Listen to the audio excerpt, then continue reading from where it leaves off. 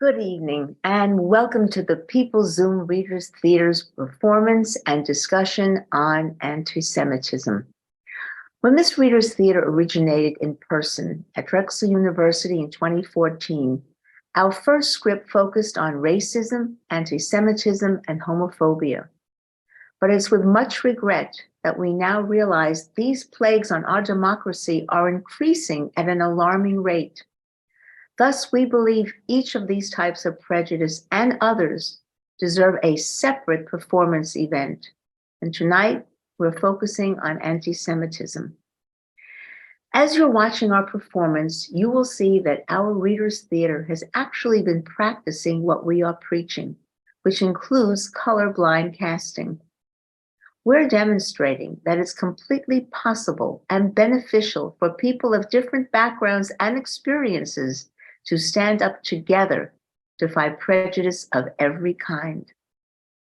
To avoid confusion, you should know that during our performance, we reference excellent organizations worthy of enormous credit for their work on anti-Semitism and many other things. But as you can probably guess, our characters are completely fictional.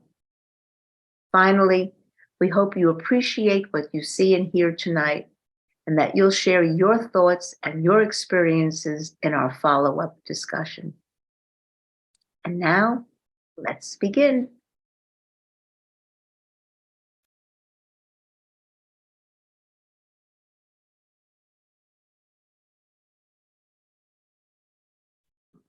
Welcome to the American Jewish Museum. I want to thank each of you for coming, especially on such short notice. We all know anti-Semitism is rising at an alarming rate in the United States and elsewhere.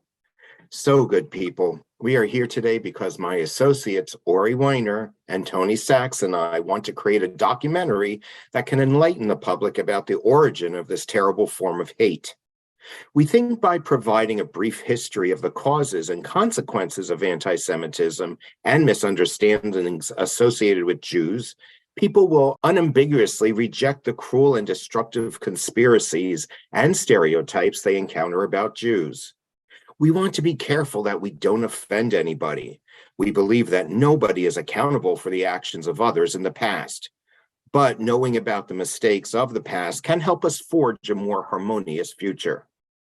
You have been invited to join us on this documentary because we've been told that each of you has something to contribute relevant history, a story, a question, a response. So, welcome and thank you for taking time from your busy lives to be here. I'm going to let my associates introduce themselves, and when each of you has a chance to speak, please tell everybody who you are. Thank you. Well, good afternoon. It's really gratifying to be involved in a project that could make a difference.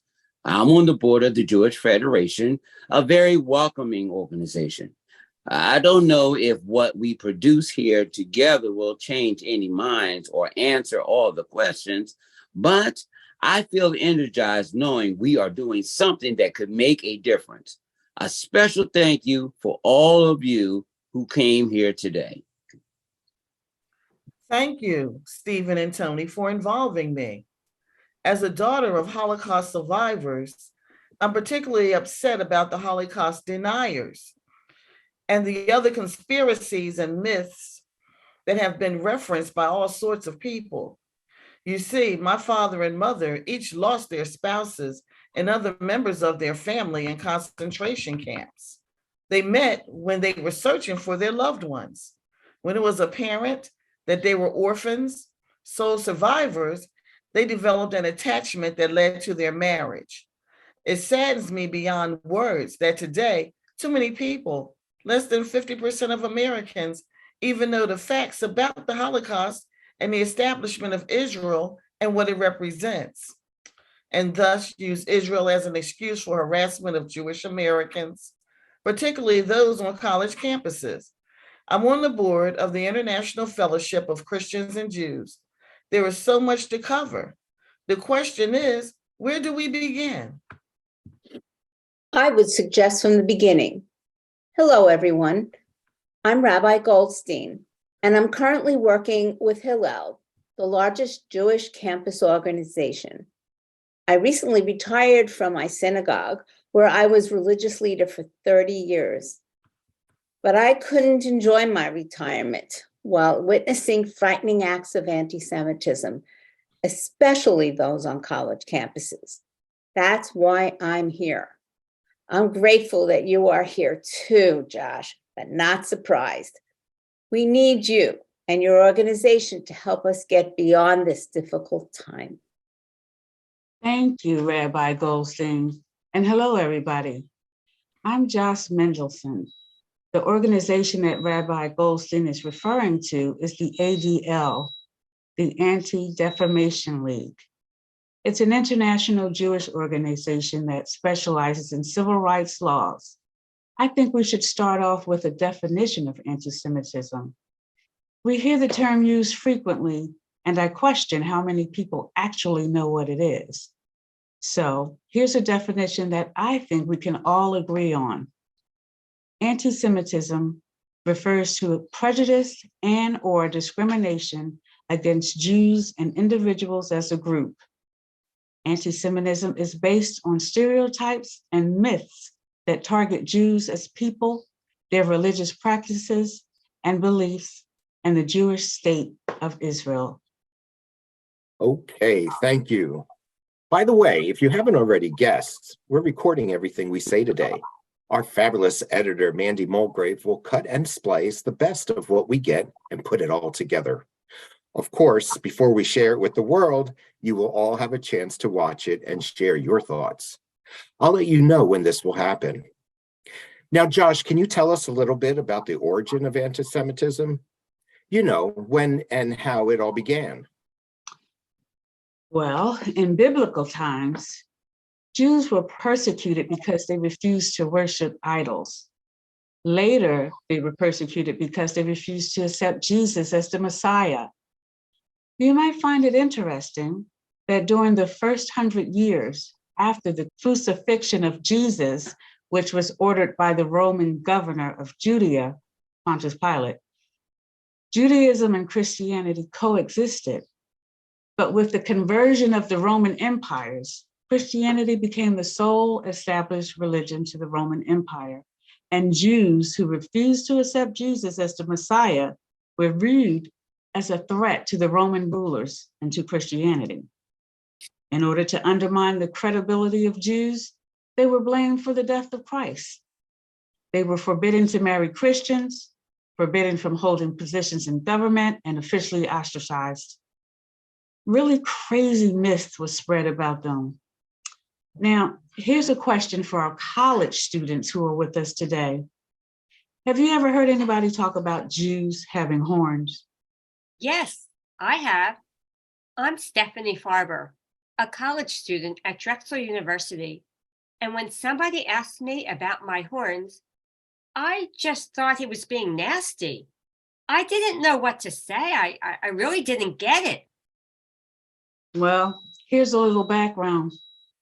Believe it or not, it was alleged that Jews had horns and tails and engaged in ritual murders of Christians.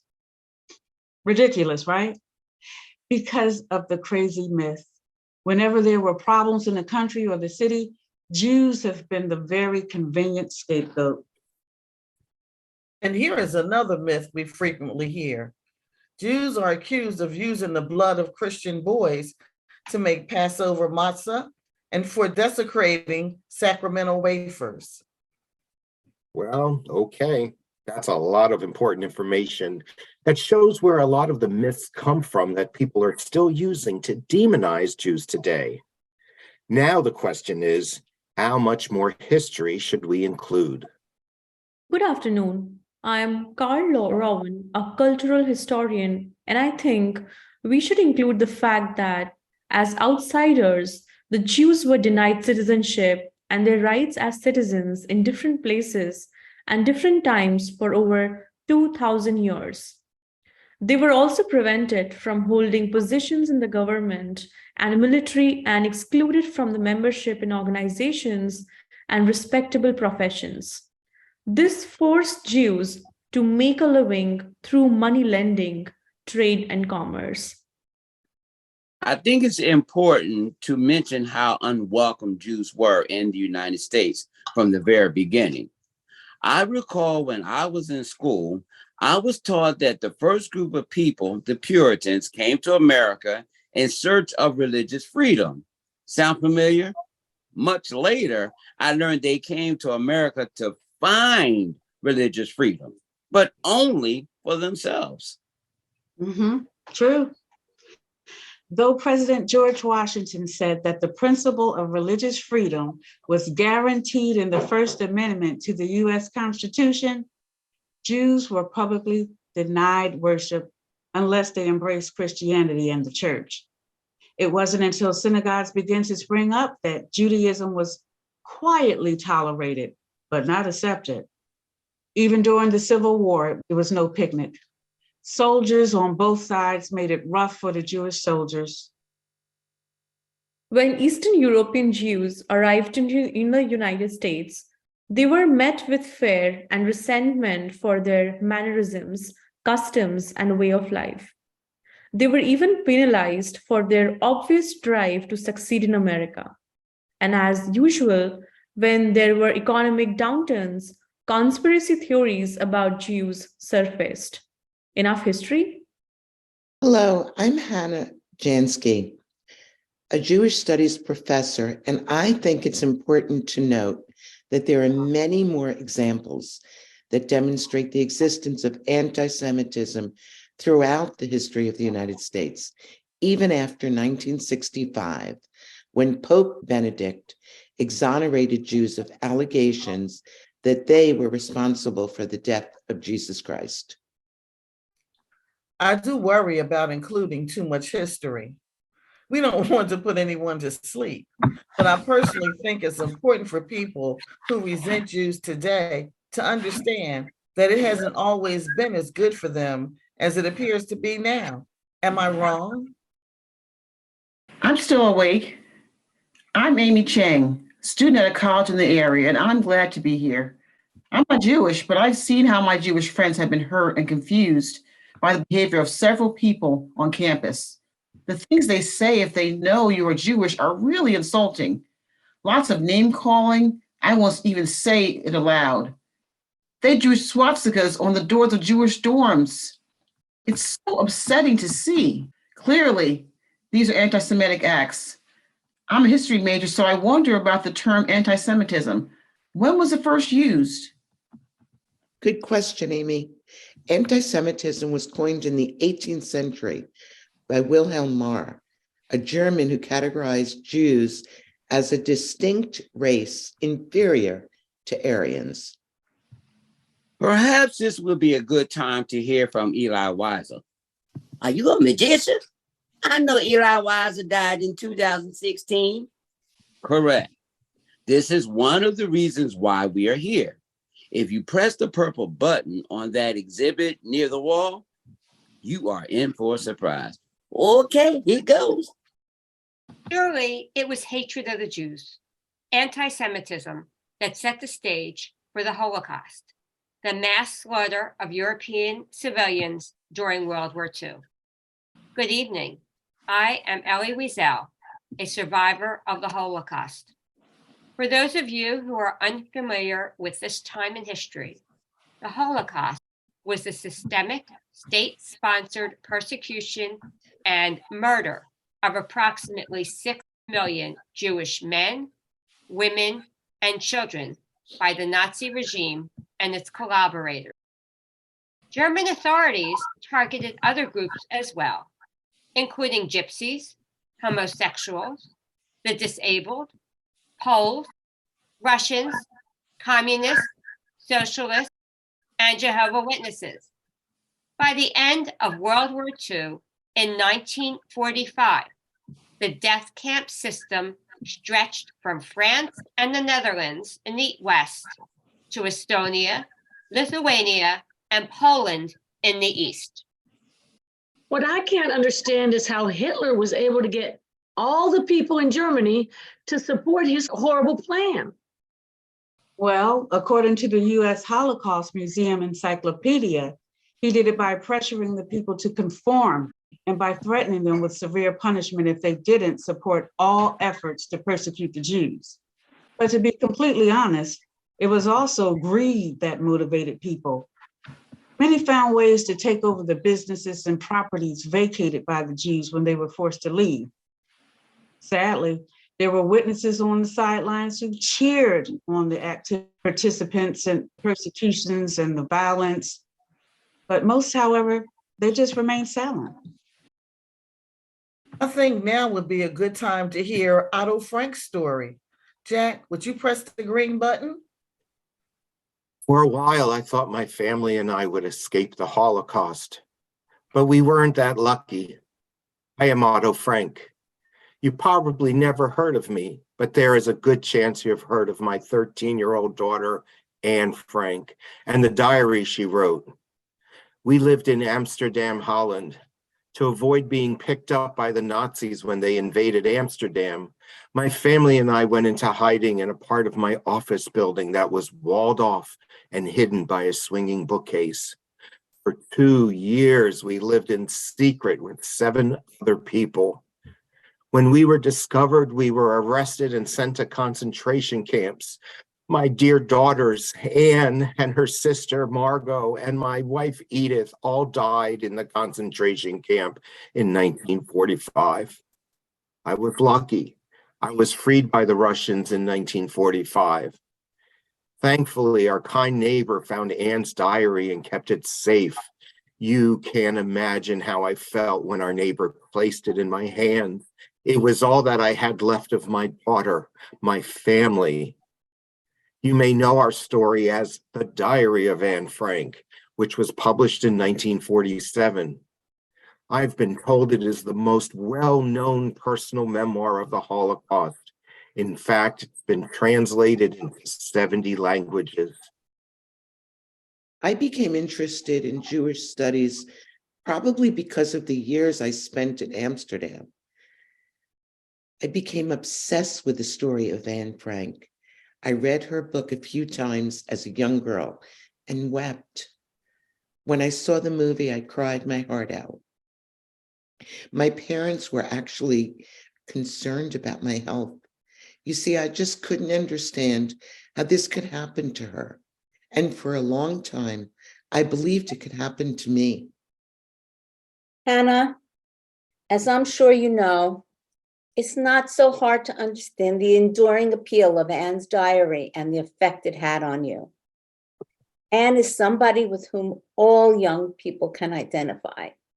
Many of her teenage dreams, aspirations, and worries are similar to others her age, regardless of religion or nationality. All of us who know her story ask the question, what terrible thing did she do to deserve her death? Nothing. And that's the point. If this sweet, idealistic young woman could become a victim of prejudice for no reason other than her religion, is anybody safe? Sorry, I didn't introduce myself before. I'm Jack Gold, a college student who belongs to Hillel, the Jewish student organization that Rabbi Goldstein is working with. I'm here because I have a lot of questions. I had an uncle who survived, but I never met him. I heard it was very difficult adjusting to normal life. It often is. Each survivor has his own story. I can tell you about my grandparents. They rarely talked about anything having to do with their experiences, but the trauma that remained with them made them excessively anxious, protective, and sometimes too protective. When I asked about the numbers tattooed on their arms, they just said, we all had numbers, no names. I don't even know if they talked about their experiences with other survivors. I just know it seemed too painful to talk about, and I didn't want to be the cause of their pain. So as I got older, I would rarely ask, Jack, if you press the purple button again, we can hear more about Elie Wiesel's experience after the war. When the killing ended, those who survived were released from the concentration camps and came out of hiding, and I was one of those people. My mother and younger sister were taken to the gas chambers. My father and I survived, first Auschwitz and then the Buchenwald labor camps for 8 months, enduring beatings, hunger, other torture, and roll calls and witnessed hangings. Like other inmates, I was stripped of my identity and became known only by my number, A7713. For years, I couldn't talk or write about my experiences, but eventually, I was persuaded to break my silence and write about what I endured as an inmate in the Holocaust. I remember writing, "Never shall I forget that night, the first night in camp, which has turned my life into one long night, 7 times cursed and 7 times sealed. Never shall I forget that smoke. Never shall I forget the little faces of the children whose bodies I saw turned into wreaths of smoke beneath a silent blue sky."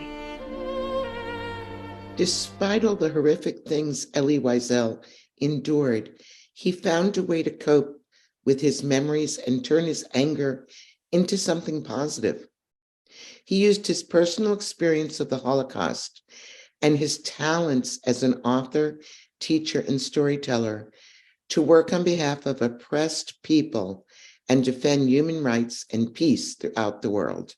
No surprise, he was a Nobel Peace Prize winner. I agree. I know who you are, Laura, but perhaps I'm the only one. Of course, I'm Laura Z. Hobson, and I also wrote about the Nazis, but I'm known for my book, which was later became a movie, called Gentleman's Agreement. As a journalist, it occurred to me that while many people knew about the atrocities that took place in Europe during World War II, not many people, especially young people, knew about the anti-Semitism that existed right here in America. So in Gentleman's Agreement, my leading character, Philip Green, is a Christian who, as a journalist, has been assigned a series of articles on anti-Semitism. Anybody here interested in a little acting job? Sure. What can I do?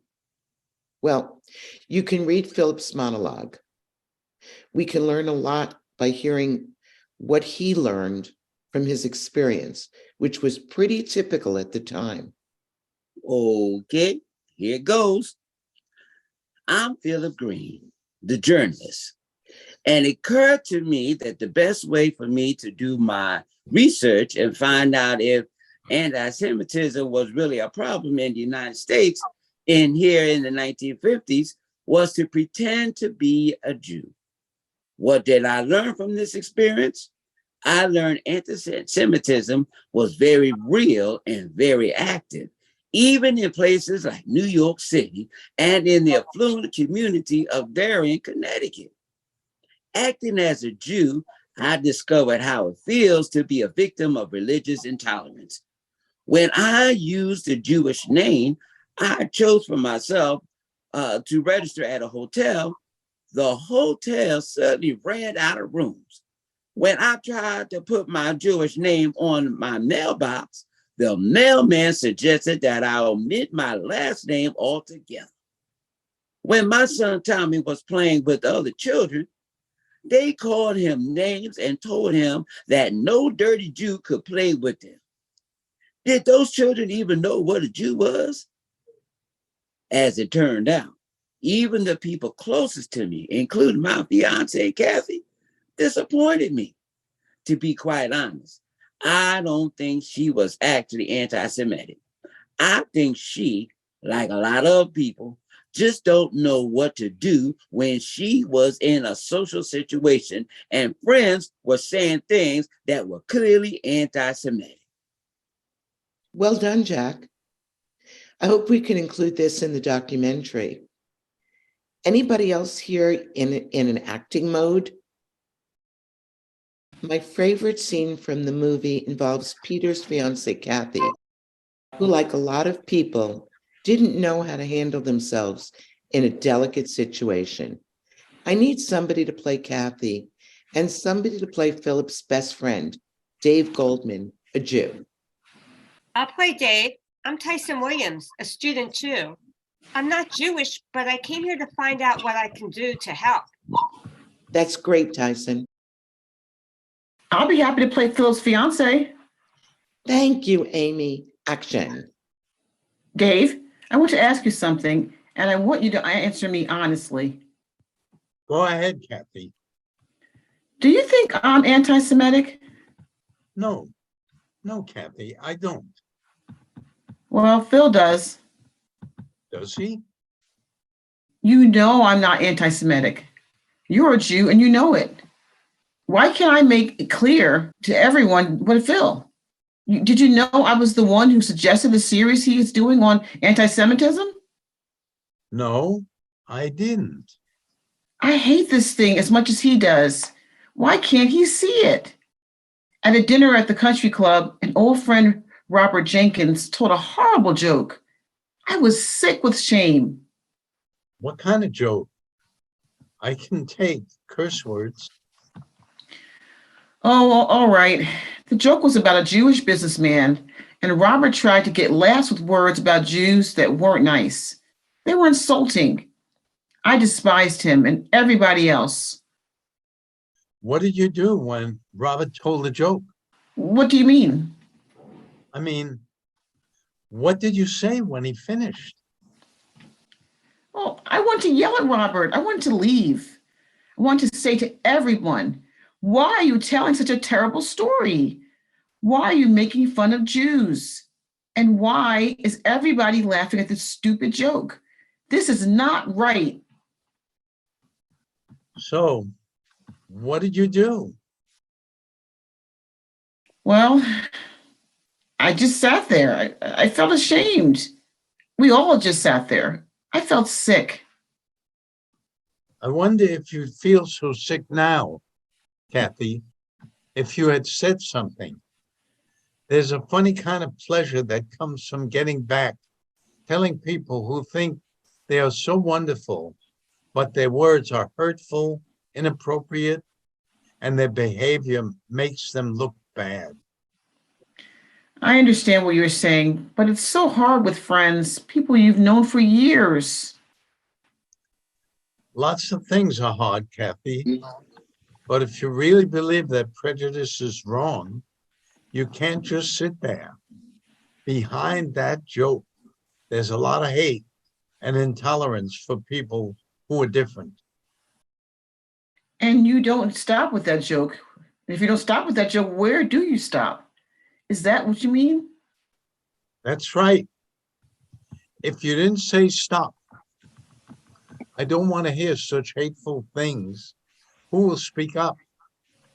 It has to start with you, with me, with each of us. It takes courage. But if we don't stand up for others, who will stand up for us? I agree with that, though it isn't always easy. Are you going to include this scene in the documentary? I guess we'll be surprised. I think it should be included. Hi, I'm Yael Hoffman, a history major, and I can't stop thinking about the reasons why people need to speak about other religions and races in such a mean way. Why do they need to draw symbols that are hurtful? We aren't born hating each other. We don't know what about the differences in race and religion when we're children. And if we do see differences, we aren't programmed to think that the differences are bad. Where does this come from? Where does this prejudice come from? Great question, Yael. I was hoping somebody would ask it because I wanted to share something that is very relevant. For all of you young people, it's my pleasure to introduce you to Oscar Hammerstein, one of the most influential composers in American musical theater. In one of his musicals, he tries to answer your question. Yael, please press the blue button on the exhibit over there on the right that specializes in famous Jewish artists and entertainers. Prejudice. Where does prejudice come from? I'm Oscar Hammerstein, and my partner Richard Rogers and I tried to answer this question in a song in our Broadway musical, South Pacific. In our play that takes place on an island in the South Pacific during World War II, people of different races are very suspicious of each other. When Joe Cable, a U.S. lieutenant from Philadelphia, falls in love with a beautiful Tonkinese woman, he begins to question the things he learned as a child, especially with regard to his association with people who are different.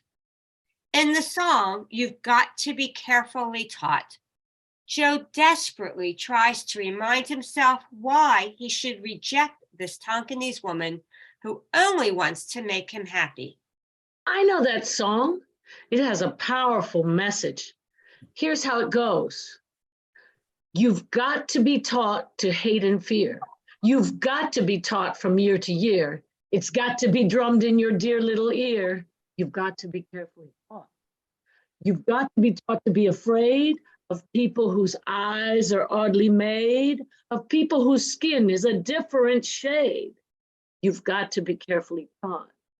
You've got to be taught before it's too late, before you are 6 or 7 or 8, to hate all the people your relatives hate. You've got to be carefully taught. Oh yeah, you've got to be carefully taught. Good job. It is powerful, Yael. Clearly, silence is not a solution because the teaching of hate has never stopped, and it probably never will.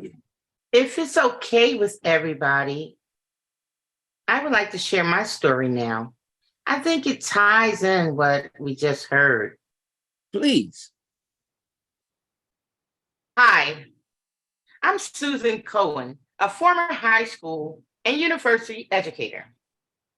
You see, when I was growing up in a modern Jewish home, I learned about the Holocaust and the flight of Jews. I also knew that even in the United States, there was anti-Semitism, which didn't make sense to me, since America was supposed to be a welcoming nation of immigrants. You see, I heard about the restrictions in certain industries, universities, hotels, country clubs, and more. And I also remember my mother telling me about the time when she was looking for a job during the Depression and had difficulty getting one, even with the telephone company, because she was Jewish. The stories hurt, but I believe they spoke about a way of thinking that was related to the past. Since I personally never experienced overt anti-Semitism, I was filled with idealism when I began teaching at a New York City high school in the late 1960s. Well, as a drama student, I knew every Rodgers and Hammerstein music, but it wasn't the song about the hate that resonated with me. I grew up singing another Rodgers and Hammerstein tune, Getting to Know You, from their musical, The King and I, which was about an English teacher experience educating the king for Salam wives and children. Like the character Anna, I believe in using a warm, friendly, and respectable approach to helping students from a different background overcome their apprehensiveness and resistance to learning something new. And for the first 6 months, an English and as a second language class with students from Central and South America, China and Persia, I was in heaven. Things couldn't be better. Thus, I was totally unprepared when Carlos, a student from Colombia, questioned my wearing a very tiny blue and gold Jewish star that I just happened to put on that morning. When I told him that I was wearing it because I was Jewish, he said it couldn't be true. And when I asked him why not, he said, because I like you, and ran out the room. I was stunned. It was like an arrow to my heart. Anti-Semitism was alive and well in my classroom. No sugarcoating, no whispering behind my back. It was right out there. His friends felt terrible. And when I asked him why Carlos had such a negative feeling about Jewish people, they told me it's something that they had been taught. Their hatred didn't come from personal experience because I learned that I was the first Jew they ever met. This was something they had been taught to hate Jews. What a life-changing experience for me. From my conversation with Carlos and his classmates the following day, I understood that the destructive power of stereotyping. And I decided from that time on, in addition to teaching English, I would enlighten my students about the tragic consequences of judging people by the stereotypes perpetuated about them, even if the teachers of this prejudice were people they respected and even loved. And every day of my teaching, I've intentionally showed my example that the stereotypes, myths, lies, and horns that Jews were supposed to wear were the work of haters and scapegoaters. Well, thank you for sharing your story. Very meaningful. And I would guess with the diversity and inclusion workshops being offered in schools and businesses, we should be seeing less acts of prejudice. But it doesn't seem to be true. And you're right. I would like to think things would be better, but these things are more radical times in many ways, more confusion and social media spreading misinformation so quickly. I'm afraid to even look at the postings on social media. I have to reassure my parents every day that I'm okay. Mine too. I'm Yael Hoffman, student at Temple. You talked about wearing a Jewish star and the reaction you got. Well, I'm afraid to wear one now. We're supposed to be living in a country that respects, even celebrates diversity. And I'm afraid to wear anything that tells people that I'm Jewish. I don't understand. I wish I could help you understand. But the truth is, relatively few young people know about the Holocaust, know about history in general. And most unfortunately, too few people think it's about the consequences of hate talk. That's why we are here today. Right, Stephen? This is the exact reason for making our documentary. That's the truth. And we certainly understand your fear and your parents' concerns. Our documentary should include what the Anti-Defamation League has learned about the increasing number of incidences on college campuses. I thought college was supposed to be a place where people were educated and open-minded enough to appreciate diversity and treat each other with respect. Though I may not have been as optimistic as you, I was blown away when I heard what Julia Jacey, a college student, experienced on her college campus. What happened to her?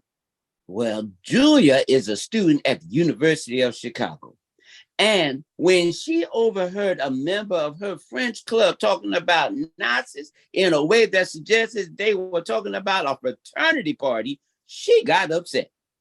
And she told him and his friends that she was Jewish and that her great-grandparents had been killed in the Holocaust.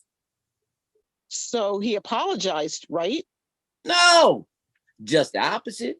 He actually said, well, back in Germany, we don't say that your great-grandparents died in the Holocaust. We say they took an extended vacation to Germany and never came back. That's dreadful. This is the attitude towards the deaths of over 6 million Jews, including members of her family? I really thought things had improved. Well, she was so devastated by what his remarks that she never attended another meeting. That's not the end of the story. I remember hearing about this too, and I felt good when I heard what Julia did. She created an organization, Jewish on Campus. It's designed to strengthen the actions of college students who identify anti-Semitic behavior at their school. Jewish on Campus is a wonderful student organization. But what can any organization do about crazy people who only want to harm other people they've been taught to hate? My guess is everybody here knows about the massacre that took place in October of 2018. A white supremacist entered Pittsburgh's Tree of Life synagogue while the congregants were worshiping, and he killed 11 people and wounded several others. For me, it wasn't just the news story. One of my relatives is a member of that synagogue. I can't tell you how scared my parents and I were when we heard what was going on there. It's incomprehensible. We were so lucky that my uncle wasn't one of the dead. Dead, those 11 good people, family members, died while praying to God. It just doesn't seem right. I remember hearing about this, and my family and I were terribly upset. It seemed like we were watching a scene from a movie. It was horrible. What could possibly have motivated that man to shoot totally innocent people? Yeah, nothing could possibly justify what he did. I don't even remember why he did this. To me, it was insanity. Did they ever find out? Yes. He condemned Jews for bringing immigrants into the country. Well, that is insane. Why would he blame Jews for this? Because he could. Because he's read the myths and the conspiracies on social media, and they were good enough to enrage an angry, sick mind. And there are a lot of sick people around committing anti-Semitic incidents. 2022 has turned out to be a particularly troubling year. When Gentleman's Agreement was made, it was because so much of the anti-Semitism was expressed in whispers and coded language. Today, as I'm sure you all know, it's a hot topic on traditional and social media. I won't begin to share some of the horrific things I've read.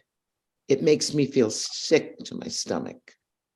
Well, we heard things were said on a late night entertainment program that many people I know questioned as possibly anti-Semitic. Okay, so why is this happening now? In the recent past, it seemed politically incorrect to openly speak badly about different minorities. People kept these negative thoughts to themselves. In fact, the second half of the 20th century, we actually witnessed a dramatic decline in the expression of anti-Semitic attitudes among the American public. But today, no one is hiding their appalling sentiments. It is a fact that a well-known politician, whose name I will omit, helped lift the lid of Pandora's box. He made it okay to overtly express prejudicial sentiments about any group of people. And he provided a license to all people who are angry and envious. Yes, people who feel forgotten or rejected, and especially people who are concerned about the changing demographics in this country. They feel justified to use the Jews and other minority groups as their scapegoats. I know it's hard to believe that a president of the United States has not only condoned this hurtful and abusive behavior, but rewarded people who engaged in it. Is it really all the ex-president's fault? No, but he definitely helped normalize this unacceptable behavior. The truth is that even before he became president, two things have made it easier to strike out at Jews and gain substantial support. What are they? People who think Jews are too successful in a variety of professions, considering they only comprise 0.2% of the global population, are spreading a conspiracy. They are saying that there must be some secret cabal that makes Jews successful. A secret cabal? That's right, a secret cabal. Some shadow organization is wheeling and dealing behind the scenes to assure Jews positions of power. That's pretty bizarre. Yes, it really is. It gives me the chills. I'm always afraid to ask, what's the other reason? Tyson, it's the one that probably affects college students the most. It's a very sensitive issue, but we would be remiss if we didn't talk about the role that Israel has played in today's anti-Semitism. You're right. We're hearing lots of ugly things, and we don't know what to think. About Jewish Americans and Israel? Exactly. I'm really curious. You probably know what people say. Jews are not that loyal to America. They would put the welfare of Israel before the welfare of America. Is that true? How would you respond to this accusation? Can I ask you a personal question? What does Israel mean to you? Oh, well, if you give me a few moments, I'll try to respond to the question you asked and the one you implied. First and foremost, I am American and very grateful to be born American. America comes first. I'm extremely grateful for not living through the Holocaust. Grateful for the opportunities in education and professions that were closed to members of my family years ago. I never felt the need or desire to convert. I was raised to appreciate being Jewish, but I have to be honest, as a member of a minority in this country, there are times when this feeling of not completely belonging echoes in my head and my heart. Really? When is that? When you want to wear a Jewish star? Well, yes, there is that. I do wear one when I want to. But when I think about it and I'm in a public place, I get nervous. But there is another time that comes to mind. Anybody knows what I'm talking about? Are you referring to the time when all America seems to be enjoying the magical spell cast over the stores and streets with enchanting decorations? Right. And everywhere we hear beautiful musical stores and love of family, goodness, and generosity. I think you all know what I'm talking about. Christmas. I really like this time of year. It's beautiful. But do all Jews feel marginalized, even in America, a country they were born and raised in? Probably not all Jews, but I know what Susan and Ori are talking about. Sometimes you can't help but feel that you are an outsider. People naturally assume Christmas is everybody's holiday, even when it isn't. And if you remind them that Hanukkah is your winter holiday, it doesn't seem to matter. They And understand why Christmas, a national holiday in a country that was founded on separation of church and state, isn't something that everybody should celebrate. I never thought about this. Jews have special holidays too. True, but when we have our Jewish holidays, we feel uncomfortable reminding colleagues and bosses of our need to observe these holidays when they've scheduled meetings, tests, sports events, and parties. And when we remind people about our holidays, it's as if we're asking for something special, and we should be so grateful that they have given us any consideration. Now that I think about it, I've experienced this too. Should all this go in the documentary? I think so. I think it would help people to be more sensitive. Of course, this is just my opinion. Mhm. And I think it would help people understand what the state of Israel, a Jewish homeland, means to a lot of people, especially baby boomers. And we should keep in mind that it was established just a few years after the Holocaust, after the end of World War II. I think I understand. As I said before, America is my country, and I am so grateful to be an American. But I have to tell you that when I visit Israel and realized that their national holidays were my holidays, I could wear a Jewish star with pride. Couldn't help but to feel extremely grateful that there was another place that I could feel like home at, just in case history is repeated. That's exactly right. You have to remember that it took centuries for there to be a place where Jews were the majority, where Jews were respected and could not be forced to convert. Can you imagine what it is like to be forced to flee at a moment's notice, gather all the members of your family and the few possessions you can carry with you, and literally run for your life? For centuries, Jews from all over the world have been continuously looking for a place where they would not be ostracized and humiliated, a place where they wouldn't be robbed of their jobs, their education, and their homes. Yes, Jews had been looking for a place where they wouldn't be murdered just because they were Jews. That place is Israel.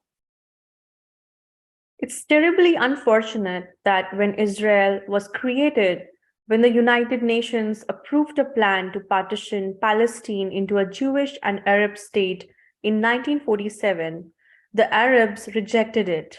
The Arabs claimed all the land was theirs, so they refused the proposal of a state of their own. And when in May 1948, Israel, the size of the state of Vermont, was officially declared independent, 5 Arab nations invaded the region in what became known as 1948 Arab-Israeli War. The Arabs lost that war and 3 others that followed. I don't want to cause any trouble, but I need to ask, why isn't Israel more sympathetic to the needs of the Palestinians? I understand what you're asking. It may seem unfair, but there's a long history here of strong negative feelings on both sides. Just for the record, I would like to say that having lived in Israel for several years, I saw how difficult it was to negotiate with the Palestinian leaders when they were sworn to destroy Israel, taught hatred of Jews in their schools, and refused to grant Israel's right to exist. Hannah, I understand your feeling. For the sake of our documentary, perhaps we should just say that there is a long history of conflict that involves Israel and the Palestinians. A lot of justified anger, perhaps on both sides. There are policies that many of us have often questioned. In fact, we're very concerned about the situation now, and we are hoping for a satisfactory resolution. But anyone who has studied the conflict will tell you It's very complicated. I strongly recommend that to fully understand the situation, you should consult one of the unbiased sources available.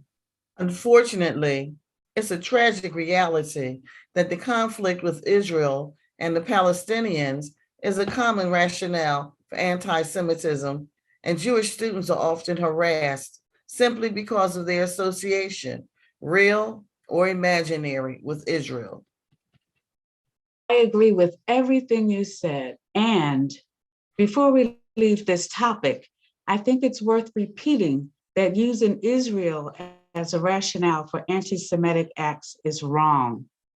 Criticism of Israel's policies are not anti-Semitic, but calling for the destruction of Israel's rights to exist is anti-Semitic.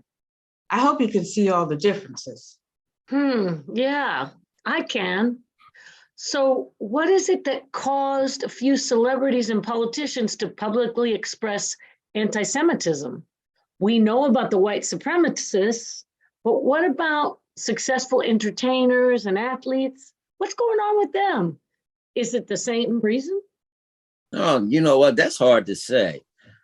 Can't say I know their personal reasons, but we are certain that the speed at which such misinformation, and hate is being spread and the impact it is having throughout the world is terribly alarming. It's especially dangerous when a well-known athlete claims Jewish secret societies or cults are in control and then promote a terrible book, Hebrew to Negroes, Wake Up Black Americans, and a 2018 film by the same name. The book and the film contain anti-Semitic tropes and lies, including Holocaust denial and the existence of an international Jewish conspiracy. This is all crazy. Yes, it is crazy. The book, which not too many people knew about before, is now selling online with all of its misinformation and conspiracies. What kind of conspiracies? The usual: Jewish control of the media, Jewish power and greed, and Jewish satanic worship. Though I've heard all this nonsense before, it's really unsettling to hear it now in 2023. It also contains quotes from the discredited Protocols of the Elders of Zion, another book of lies that's been around for years. And let's not forget Henry Ford's The International Jew, another publication that was also eventually proven to be filled with lies, including Holocaust denial. I know this athlete was suspended by his basketball team, but nothing has diminished the interest and acceptance of this misinformation by too many of his fans and social media followers.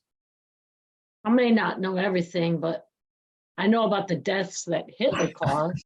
What motivated the rapper to say what he did?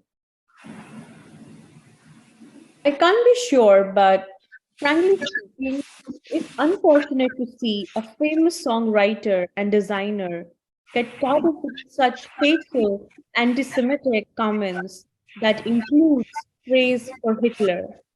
Why would you praise for Hitler? Hitler wasn't a fan of any minority.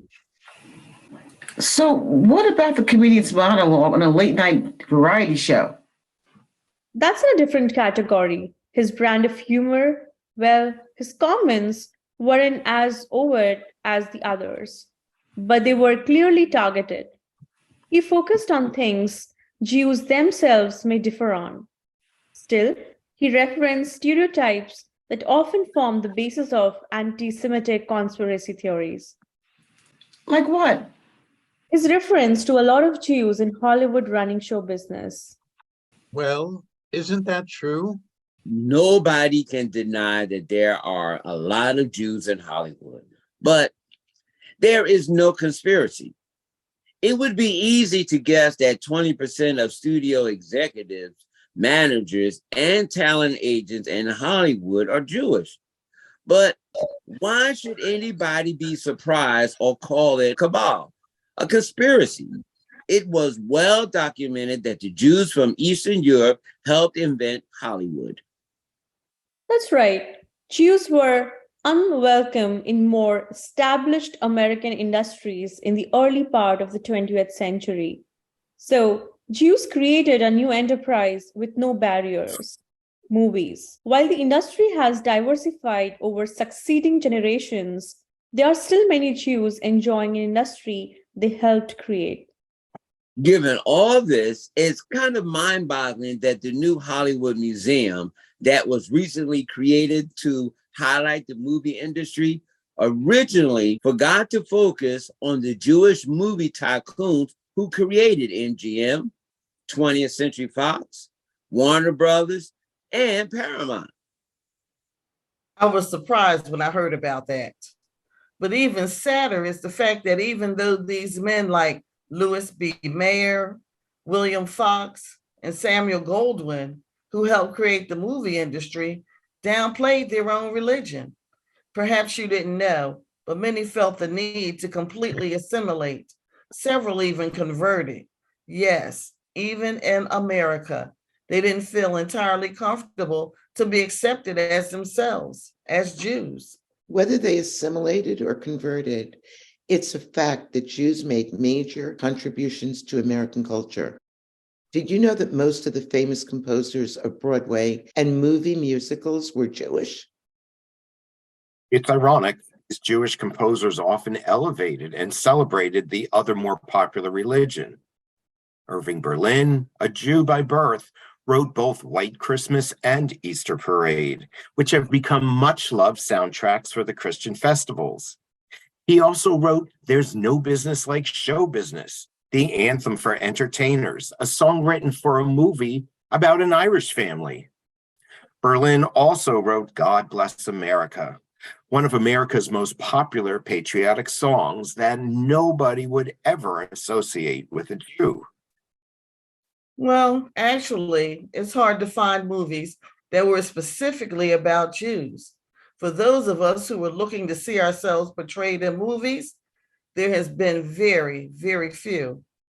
They may have incorporated Jewish themes in their movies, but you almost never had an overtly Jewish character.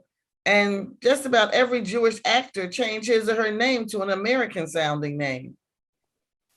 You might be surprised to know that the two pictures that focused on the plight of Jews in America were not made by Jews.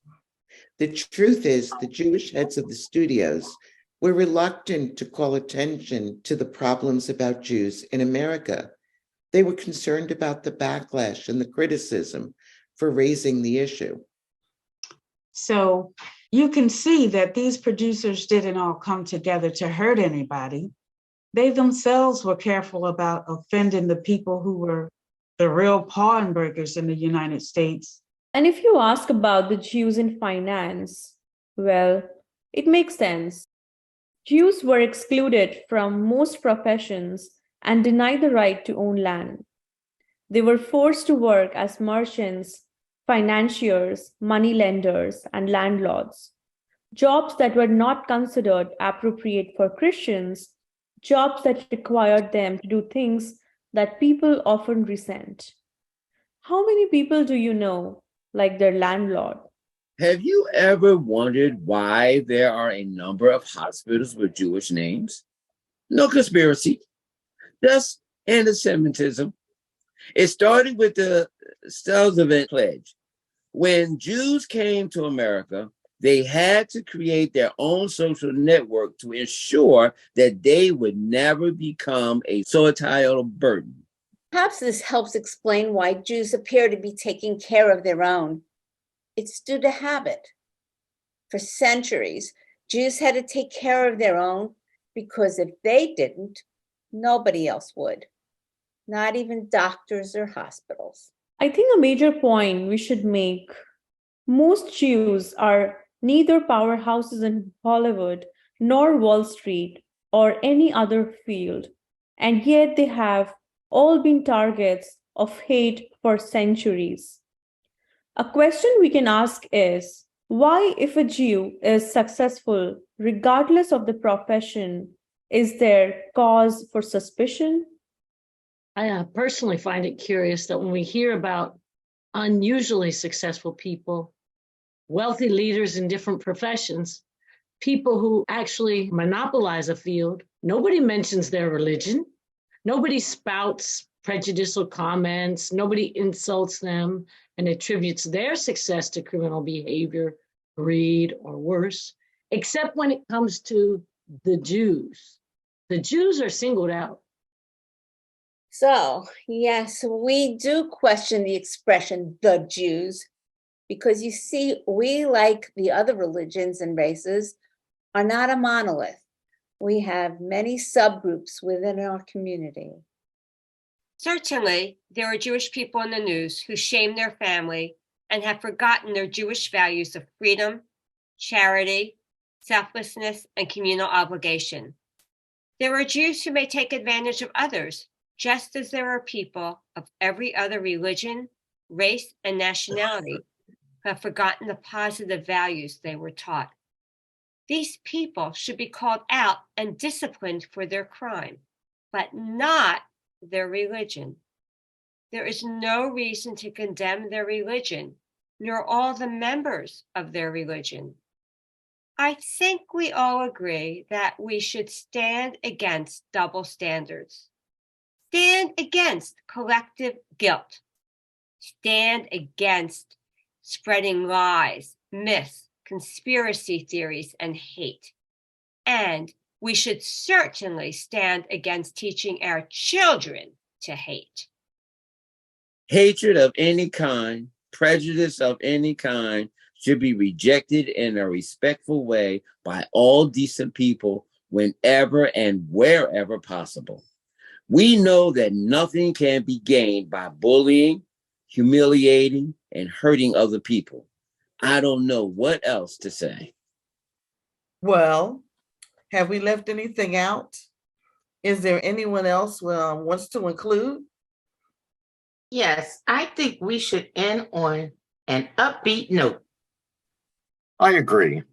Anybody have a story or an example about a positive initiative involving collaboration with other minorities?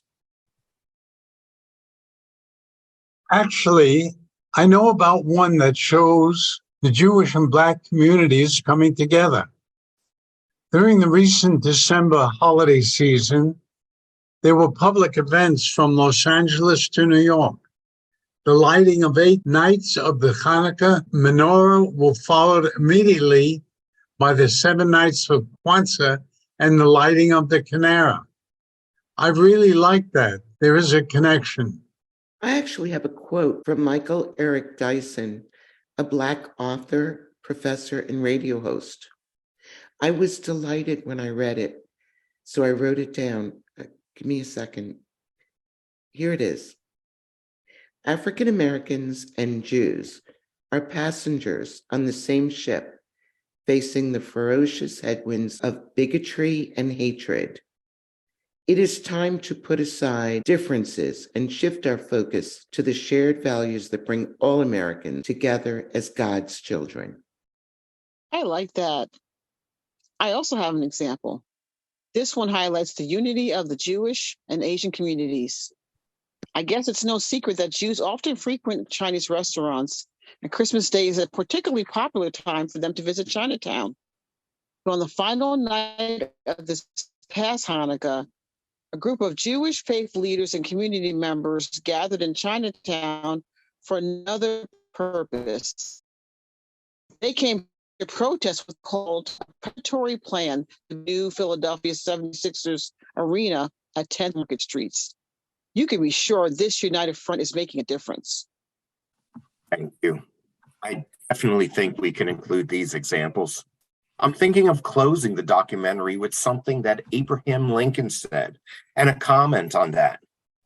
Let me know what you think. A house divided cannot stand.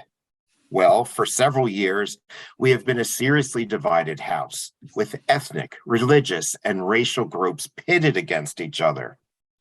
But those of us who truly value the idea of America being a nation of immigrants, a mixed salad, we need to unite in our efforts to do good. We need to neutralize the haters and educate our residents, especially our children, about the realities of our history and the importance of seeking the truth. Together, we should combat racism, anti-Semitism, homophobia, and injustice of any kind. And we should show by example that it is possible to work things out, not through violence, but through discussion and compromise. We sincerely hope you will join us in our effort to help America fulfill its potential to be truly great. We hope you will join us for our discussion about anti-Semitism. Let us know what you might want to add to a documentary on anti-Semitism and prejudice of any kind.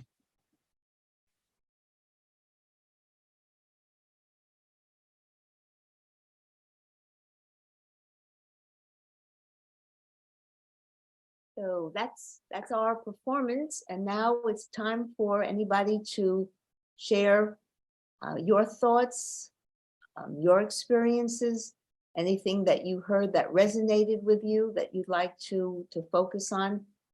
Feel free to do that. Here, I'll speak for a minute. I really enjoyed it. And I did learn some things, just picked up different things along the way.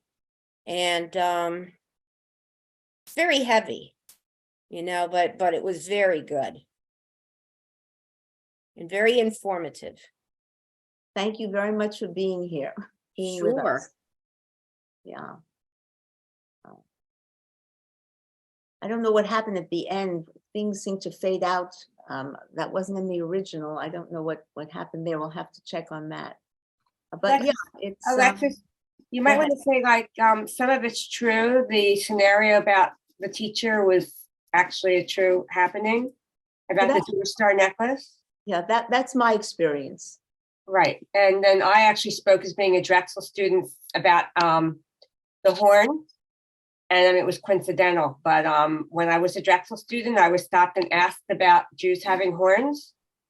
So, you can take it as an act of anti-Semitism, or you can take it as an educational moment. So I took it as an opportunity to explain the translation of the horns also has the meaning of rays of light. It was just Michelangelo who made the statue of Moses with horns. So, and I was asked by a girl who went to a parochial school in Philadelphia, so I was really stunned. But we all learn from others, but it's also opportunities to help people to learn the right information. Mm-hmm. Yeah. Sure. As a member of this group, I wasn't aware of that until we started this script. So, yeah.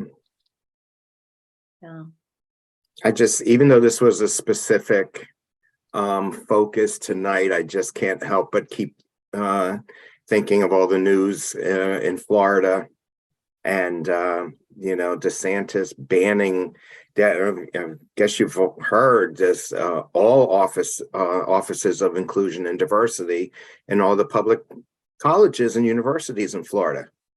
Just banned. They're done. They're pulled out. Yeah, it's just it's unbelievable, absolutely unbelievable that this is happening today, and that he's running for president. Yeah. I don't know. Well, that's why I think what makes this group special is that we are uniting and we are trying to stand up against these things. And I think more people have to do this. We can't do it alone. It can't be one group, another group. We just all have to fight together because it's against all groups who believe in certain values that right now are being rejected across the country, unfortunately. Yeah. So true. Anybody else want to share an experience or again, something that I was wondering how many people knew about the museum where They didn't even include the names of the people who invented Hollywood at first, which was kind of shocking to me. And I was very surprised that Gentleman's Agreement and the other movie that focused on anti-Semitism was not made by Jews, that they were, they didn't want to call attention to the issue, which was kind of sad, I thought. Yeah. So there were a lot of things that I thought I knew, but as I was doing the research, there were things that I unheard of and sad and alarming. Mhm. Well, thank you, Alexis, for another amazing script. You know how we all feel about you. We love you. Amazing. Yes. Thank you, Mark. Thank you. Yeah, I want to say you folks did an absolutely wonderful job, and thank you. As someone who didn't participate, but who had in the past, it's wonderful to see that the quality of what you do is, always wonderful, and that there's a goal that you strive to achieve, and I appreciate that. Thank you. Thank you. Well, thank And you. we missed you, Yeah, we missed you. Mike and Lucy. We hope next time you'll be with us. Yeah, thank you. Thank you to everybody who joined us, and we can always use more participants. That's right. That's right. Well, I think we have a new one here in Kathy. Hopefully Kathy's going to be with us. And Hi, anyone Kathy. joined us. Hello. Susan, it would be terrific if you're on board with our next one. And you should know that these scripts are not just my input. It's open to anybody who wants to share their stories. We want to involve everybody in the script, and everybody needs to feel comfortable. We don't go ahead with the script until we feel everybody's on board, because that the whole point is that we are on board together. And that's, I think that's our greatest strength. So. Thank you so much. Mike, can I ask your background? Mike Weiss, is he there? Mike Weiss? Well, there were two mics. I didn't know which one. Mike Weiss, is it Beit She'an in Israel? Yeah, that is Beit She'an in Israel. Okay, I climbed to the top of that mountain behind you. Wow. Think of what's still buried under there that the archaeologists haven't even attempted yet. That's a tell. That's civilization upon civilization that's been buried over the centuries. And there's so much more story to learn. So whether we'll live to see that happen, I don't think. But anyhow, it's exciting to think that future generations will learn from it. Very neat. Yeah. Yes. Yael? Could you unmute yourself, Yael? I just want to say thank you. For the presentation. Thank you for coming on, Yael. Yeah, okay. Thank you very much for being here. We really appreciate it. Yeah. Well, I'm sure everybody's got things to do. Thank you all for coming. Those who participated, thank you so much. And I'll be in touch with all of you. And may it be a healthy and happy and safe summer. So thank you. Be well. Thank you. Bye, everybody. Thank you so much. Thank you.